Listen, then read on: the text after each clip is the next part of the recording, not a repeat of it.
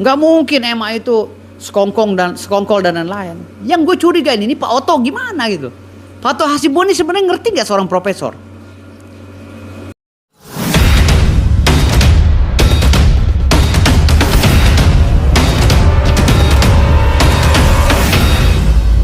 Oke. Ditolak bang, gimana bang mulai bang? Oh, kalau gue nggak belum lihat sih putusannya kayak apa. Tapi kalau sekilas gue udah prediksi dari awal. Dari pertama Pak Oto Hasibuan mau mengajukan novum ya di dalam posita dan petitum melalui Farhad Abbas dan rekan, itu gue udah curiga. Gue udah curiga gitu. Ini bukan gerakan hukum ini gue bilang ini. Ini kayak ada semacam intervensi oportunitas atau gerakan propaganda hukum ini. Gue curiga di situ gitu. Kenapa? Karena kok seorang Profesor Doktor Oto Hasibuan loh, Ketua Umum Peradi, ya kan? Beliau ini kok cara kerjanya seperti ini gitu loh. Maaf, bukannya apa sih mendiskreditkan ya pekerjaan untuk rekan-rekan lawyer Peradi yang sudah tergabung dengan Pak Oto Hasibuan dan Farhad Abbas pada saat itu ya, yang membela, khususnya membela ya, tidak general, tapi khususnya membela PK Sakatatal ini sangat disayangkan gitu loh.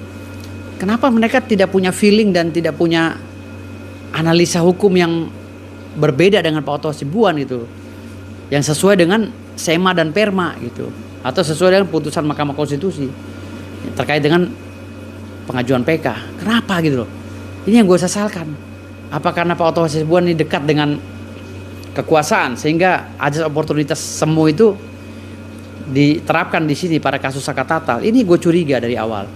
Kenapa? Karena kita ini kan, maaf ya, sekelas profesor gitu. Kita yang melihat cara kerjanya ini, lihatnya kok kayak aneh gitu kan. Kok yang disoal di PK itu masalah matinya kenapa, meninggalnya kenapa gitu loh, dibunuh atau kecelakaan lalu lintas.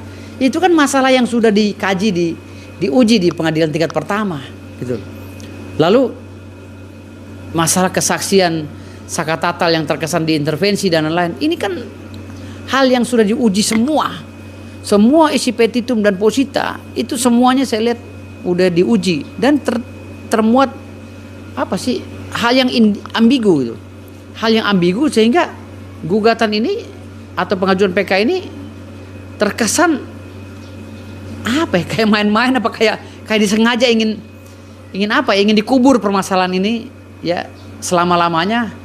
Karena kita tahu ya, berdasarkan keputusan Mahkamah Konstitusi kan itu sudah mutlak ya dikatakan bahwa PK itu boleh diajukan lebih dari 2 kali kan gitu.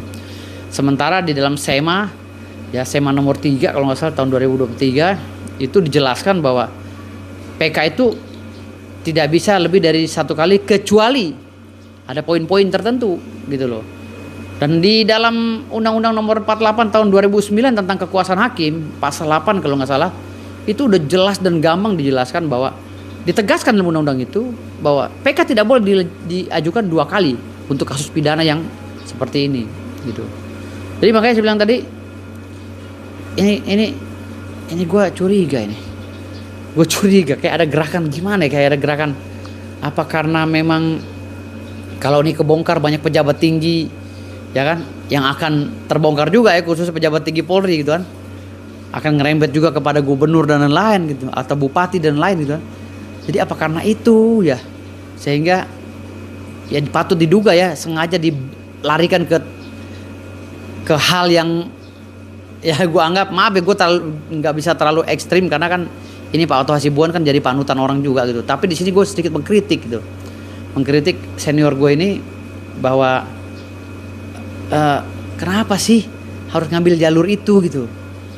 Kan PK itu kan tidak menyoal masalah itu. PK dengan pra peradilan ini kembaran loh, kembar identik dia. Jadi dia tidak mempermasalahkan pokok perkara yang sedang diuji di pengadilan tingkat pertama dan sampai kasasi. Tapi yang dipermasalahkan adalah kecacatan administrasi dari mulai proses penyelidikan sampai ke proses pengadilan ya. Jadi artinya di sini gue agak sedikit curiga, ada sedikit curiga gitu. Nah yang bahaya kan kalau pengacaranya udah kong kali kong dengan pejabat-pejabat yang akan terindikasi apa ya? Akan terindikasi terungkap permasalahan ini akibat perbuatan mereka. Ini gue nggak bisa ngomong dah. Gue nggak bisa ngomong. Ini gue geleng-geleng kepala. Karena gue ngelihat ini cara kerja nggak, anak S1 juga nggak mungkin ngerjain hal seperti ini, gitu loh. Dengan pemahaman hukum yang terbatas, gitu. Bayangkan aja petitumnya yang paling kentara sekali, yang membuat ini obskur. Petitumnya itu meminta, ya, agar kematian ini dibahas di situ. Matinya karena kecelakaan atau karena pembunuhan. Kan ini kematiannya udah dibahas di pengadilan tingkat pertama. Buat apa lagi? Kalau membahas masalah kematian, kita akan membongkar lagi yang namanya CCTV berapa tahun perlu waktu. Kita akan turunkan lagi tim Mabes Polri untuk uji forensik. Kita akan ini, wah itu butuh waktu banget gitu loh. Sementara ini waktunya hanya 180 hari. Gitu loh. Jadi gue curiga ini. Gue curiga ada gerakan apa dengan Pak Oto Hasibuan, dan gue rasa Pak Oto Hasibuan lah yang mengerti ini. Apalagi sekarang dia dihadiahi kursi wamen kan, wakil menteri. Ada apa dengan lemper? Gitu. Ada apa ini gitu loh. Jadi gue curiga gitu kan.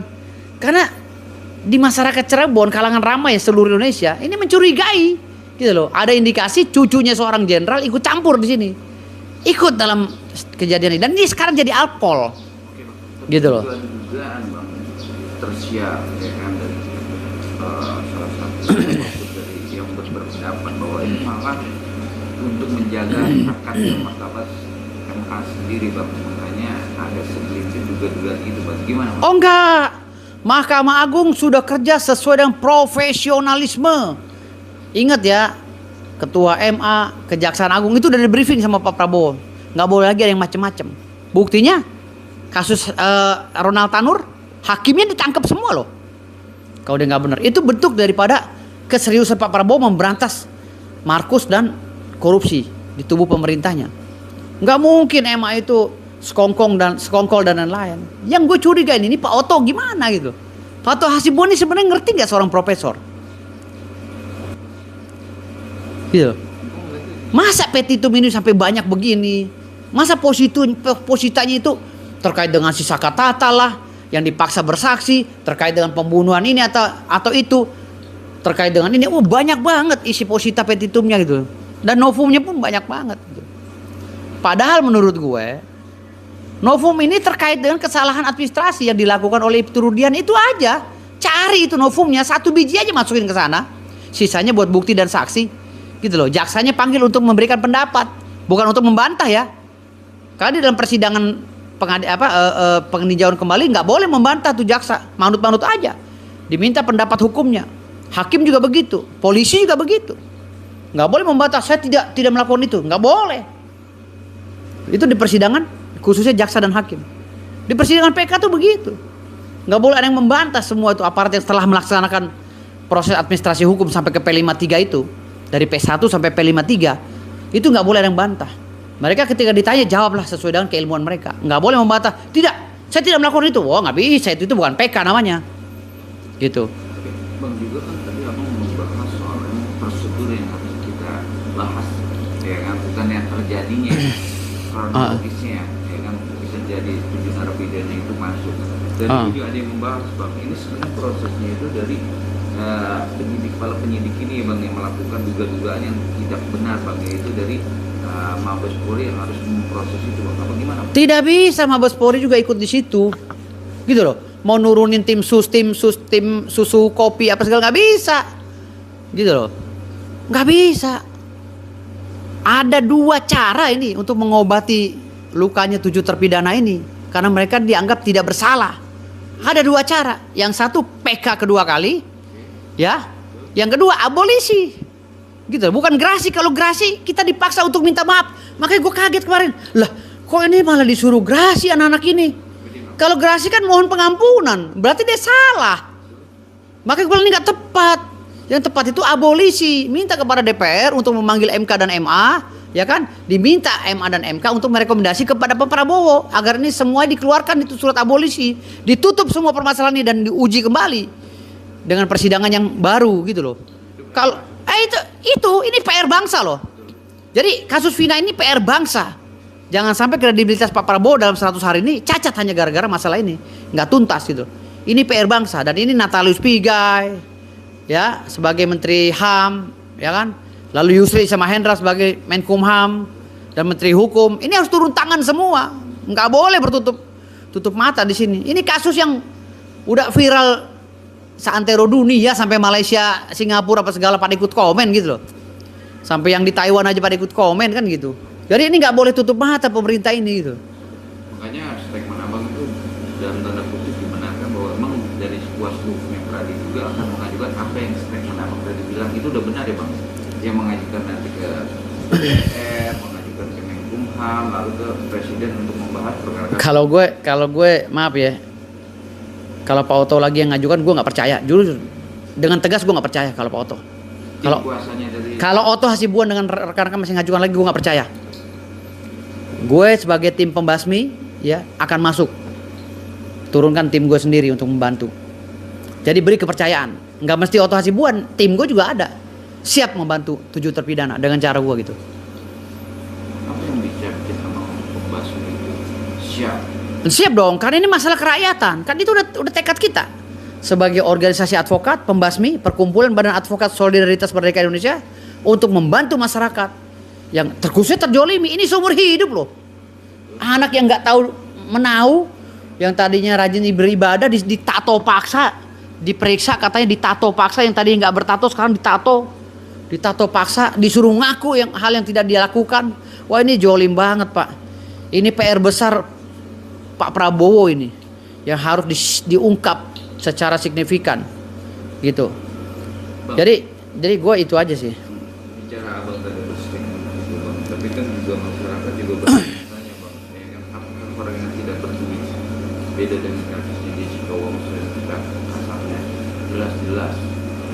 Enggak ada masalah duit atau tidak berduit ini. Enggak ada masalah. Kalau kasus kemanusiaan ini ya, itu duit pengusaha itu bisa kalah sama duit netizen. Netizen bisa patungan kok. Masalah Agus aja bisa kok sampai miliaran. Kalau kasus ini mau diungkap, netizen istilahnya jangan tutup mata, patungan untuk kegiatan ini. Misalnya gitu, netizen berinisiatif, udah kita buka donasi untuk para pejuang-pejuang yang akan membela kasusnya Vina ini. Karena kasihan, bukan apa-apa, kasihan banget itu. Bang, kalau nggak salah juga saya dengar dari keputusan MA membacakan ada pasal-pasal yang hukumnya tidak tepat dan tidak terarah. Nah, abang melihatnya dari hukum yang kemarin. Novum. Iya, novum. Ya memang nggak tepat.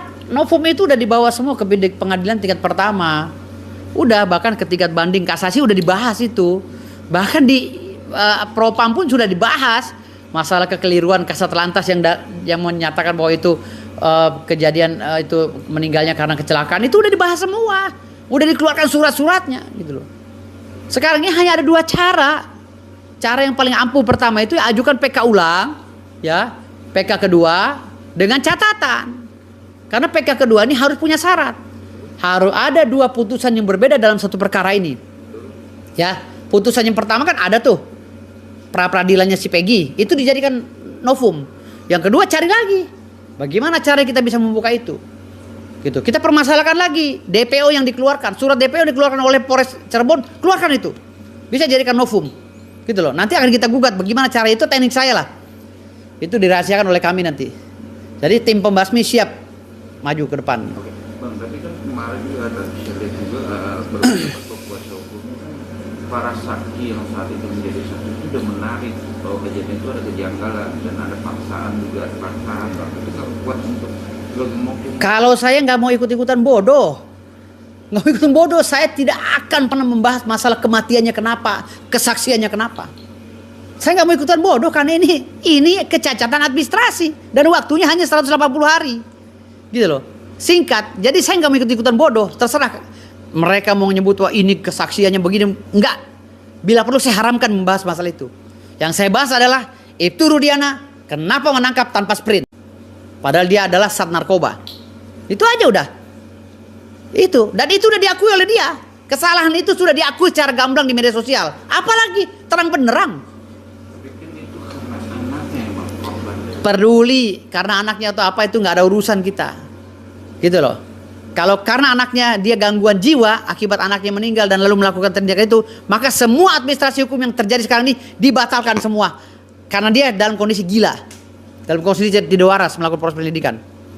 Oke Bang, Ya. kecewaan masyarakat dengan keputusan MK yang dibatalkan yang sangat keris yang tidak terima dengan tidak terkabulnya PKI ini gimana Bang merasa dalam sisi sosialnya sendiri Bang? Ada kebatin Abang melihat dari kasus ini?